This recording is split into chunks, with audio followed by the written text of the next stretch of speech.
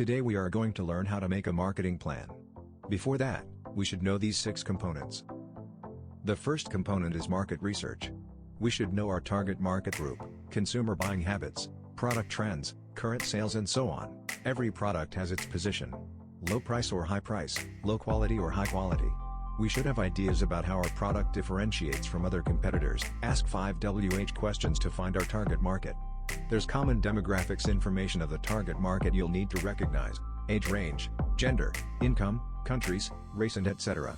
To analyze the competitors, we should know their strengths and shortcomings, which will help us better position our brand. The metric that demonstrates what level you already achieved can be used to measure the degree of completion.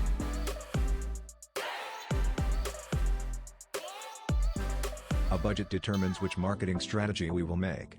An important concept here is ROI, return on investment, used to evaluate the efficiency of investment. Then we turn our ideas into a detailed marketing plan with GitMind. First, go to GitMind, and click Get Started. Input the components of a marketing plan. Secondly, decorate the mind map by changing layout and style, inserting images, ranking task priorities, building relations. Thanks for watching. If you want to learn more, you can go to gitmind.com and subscribe to our channel.